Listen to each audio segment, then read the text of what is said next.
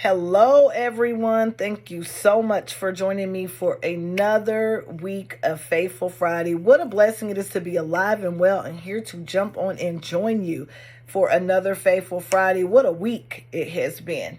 But it is a blessing to be able to see the end of the week and see all that God has brought you through.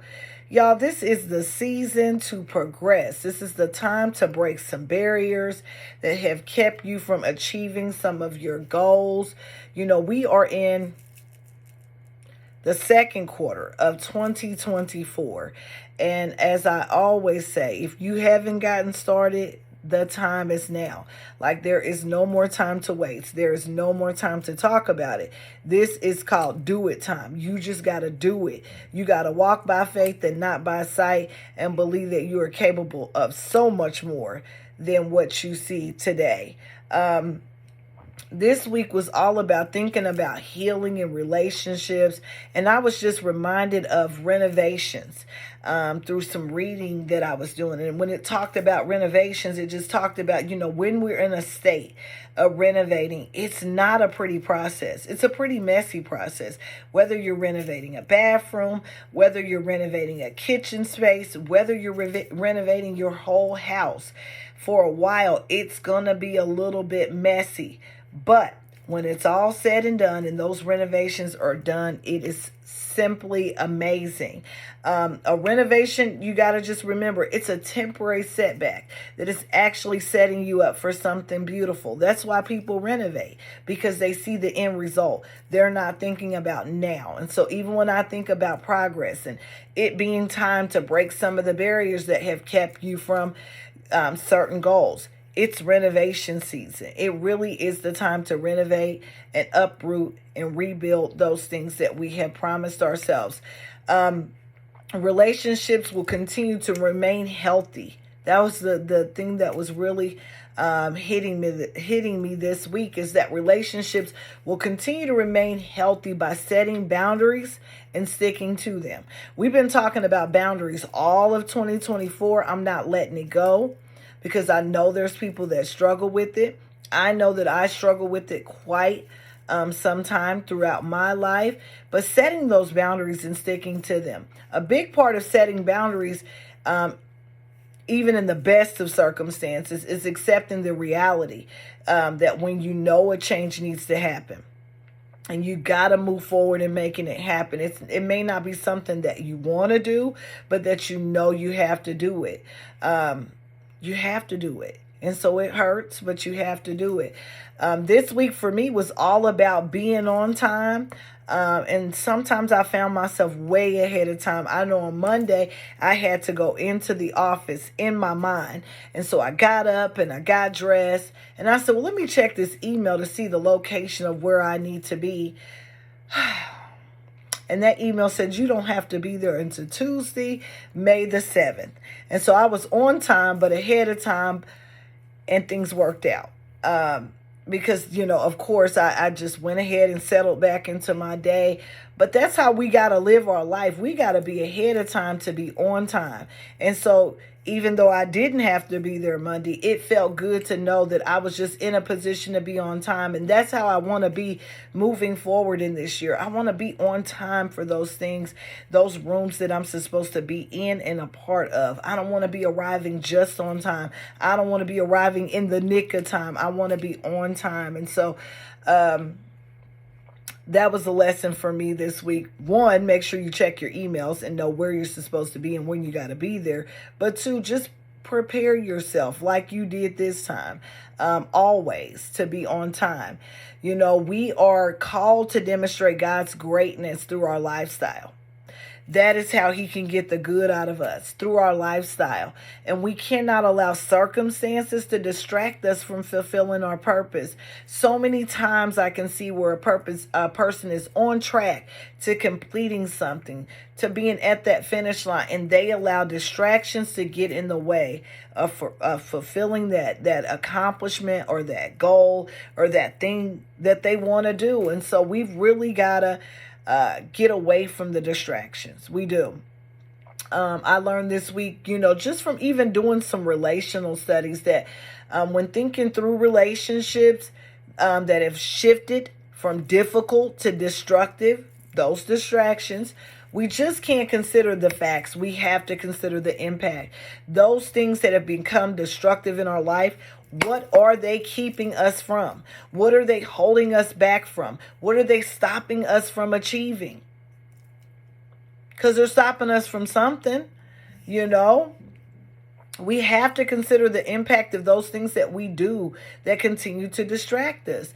Last week, we had touched a bit on things that can control our self-worth. And I told you guys, I said, I want to do some more study before I just start speaking out of my own mind, how I feel about certain things that can dictate our self-worth, but I want to do some more research. I know last week we talked about appearance. We talked about how appearance can control how we show up, and how across the world we are conditioned to believe that we are only as good as we look.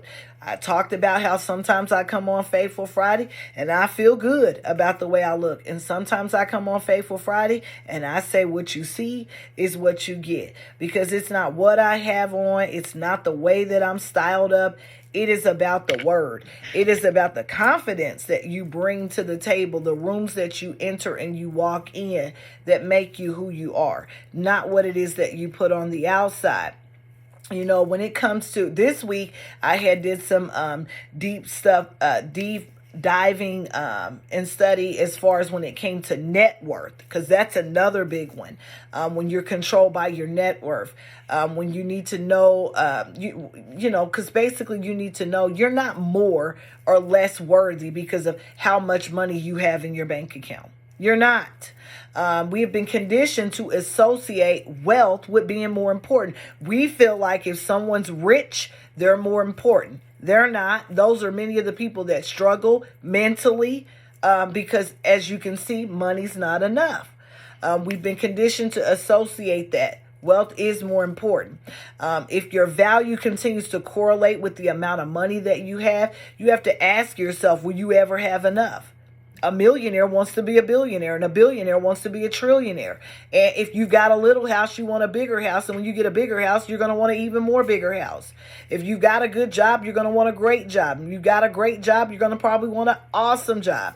And so it'll just never be enough if you associate your self-worth to what numbers are sitting in your bank account. Now, when it comes to people, studies have suggested that we begin to develop our self-worth as young as the age of 5. And we are social creatures by nature. We're conditioned for people to tell us that we're doing good and that they appreciate us. That is why it is so important to take time to really, look inward, look inside, and make an assessment for ourselves of who we are, and not allow people to always tell us who we are or to make us feel good about ourselves. Otherwise, we're going to continue to try to please people as a way to validate ourselves. And we will allow others to guide our actions. We feel like if no one's telling us that we're not doing good, then we'll start to feel like we're not doing good. If your self-esteem can fall, if it can rise and fall depending on what other people think about you, again, you're in for an extreme bumpy ride, because you're going to always be looking for someone to make you feel good. People whose worth depends on the appraisals of others will struggle with confidence. Why? Because what other people think is outside of your control. You can't control what other people think about you. I know that is something that I struggle with throughout the years of the narrative. I didn't want people to think a certain way about me. And as you get older, as people have warned and told me, you're going to do you. You're going to do you. You're going to be happy about doing you. And you're not really going to care what other people think. You're not going to maliciously go out and just try to put an image out there of yourself. But you're going to become more confident in being who God created you to be. I know nuggets for me this week were flying all over the place. And some of them I was able to collect from online ministry and those things that I choose to tune in throughout the week. But one of the nuggets that I was left with this week was you don't really know who you are until you have to push, until you get put into some tight circumstances, until you get put into some situations that you don't know how you're going to get out of. You really don't know who you are until you have to push beyond yourself yourself. Push beyond the limits that you didn't even know you could push beyond. Another nugget that was hitting me this week is that if the enemy can't defeat us, then he will seek to divide us. I don't care if it's with your family. I don't care if it's with your friends. I don't care if it's with with dealing with race. The enemy is always trying to divide us. Just look at social media. It's always a war going on about something. There's always a battle going on about something. There's always something that he's seeking to defeat and divide us about. And for me, that just spoke volumes. Like, my goal is to really have peace with all men. I know that can be impossible at times, but I'm not purposely going out trying to to create conflict. I'm not purposely going out with the intention to create division, but to bring people together and for, to show love, just to show love. Another nugget that I came across this week is who in your life that after you talk to them, you feel so much stronger. I know that we all have that person in our life or people in our life that after we talk to them, we just feel so much stronger. And I can think of several. I can just think of several people that after I talk to them, I don't feel drained. I don't feel like the weight of the world is on my shoulders. Just after I talk to them, I feel so much better. If you don't have those type of people in your life, I highly suggest that you begin to seek and recruit those type of people in your life. They will help your week to go better. They will help your day to be stronger, and they will help you to really live a purposeful life. The right people in your life are going to help reveal possibilities. They're going to help you to think about things that you weren't thinking about. They're going to say, try this and try that. And have you ever considered this? And have you ever considered that? They're going to open you up to the possibilities of life. They're not going to help you to stay in that space that you feel safe in. They're going to push you outside of your comfort zone. When I was listening to Trent Shelton on this week, he was talking about legacy. And a lot of times when we think about legacy, we think about legacy being the end of a life. But legacy is really, truly how you show up every day. You are building your legacy through the life that you're living every day. You need to know that your appetite is not average and that you have to pursue according to your appetite and not the appetite of others, because many of us are out here, and let's just be honest, chasing other people's dreams. We're chasing what we see other people doing, and that's not what God has created us to be. He has created a purpose and plan for each and every one of our lives, and we need to make sure we're chasing the things that He has built us for and not what He has built other people for. All I kept hearing this week was faith.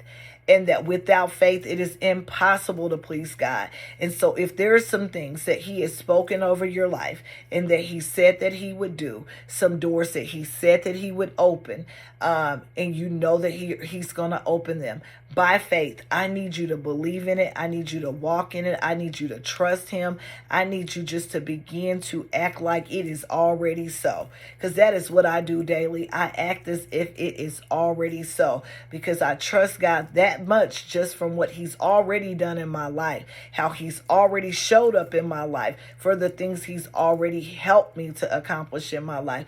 That I can't do anything but have faith. It was a good week, y'all. It really was. Your girl is tired. This week, this disconnect, it is Mother's Day weekend. So to any mothers that are on my timeline, happy Mother's Day. We all know that mothers do a lot. It is sometimes a very thankless job, but it is needed.